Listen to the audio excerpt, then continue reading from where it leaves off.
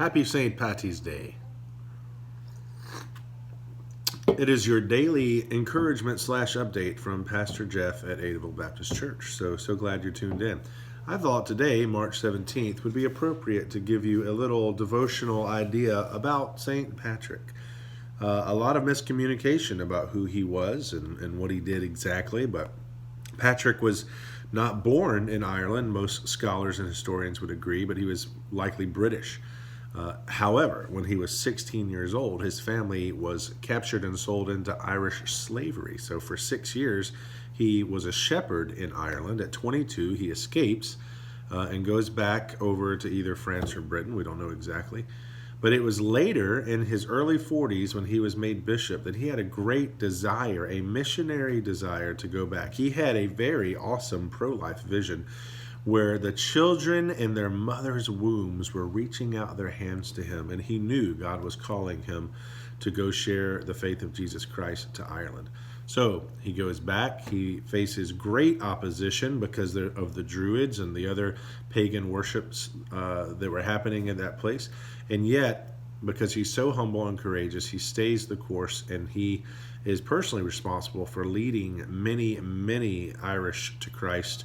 And today there is a great idea of that he drove out snakes. There's really no proof of that. It's sort of a weird legend. And he actually used the clovers, not the four-leaf clover, but when you find most clovers, they're three-leaf. And he used that, the shamrock, to explain the Trinity to people, Father, Son, and Holy Spirit. Separate leaves on the one. Now, today that's sort of dismissed as what's called modalism, but hey, whatever. It was his effort to attempt the Trinity explanation, which, let's admit, it's all super hard to find a really great metaphor for the Trinity. It's a great mystery. But anyway, I'm at least about a half Irish, and so I love St. Patrick's Day. Got my green mug.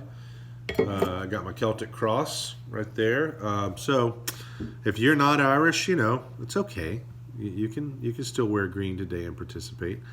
But we want to understand the whole reason for St. Patrick's Day, in my opinion, is that a Christian filled with the Spirit of Christ and the love of God wanted to go back to people who had actually captured him as a slave and make sure they knew the gospel. And I think that's an awesome thing for us to think about right now. We don't need to see the world as our enemy.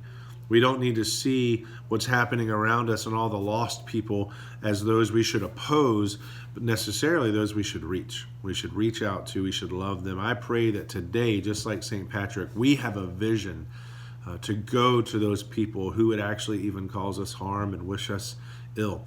So today, as you are going through your day, I pray that you think about what St. Patrick did for the sake of Christ, and think about what maybe God's calling you to do, all right?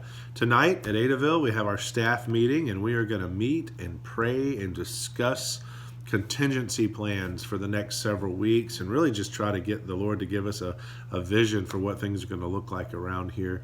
And we'll be getting you some more words soon. All right, you guys have a great St. Patrick's Day.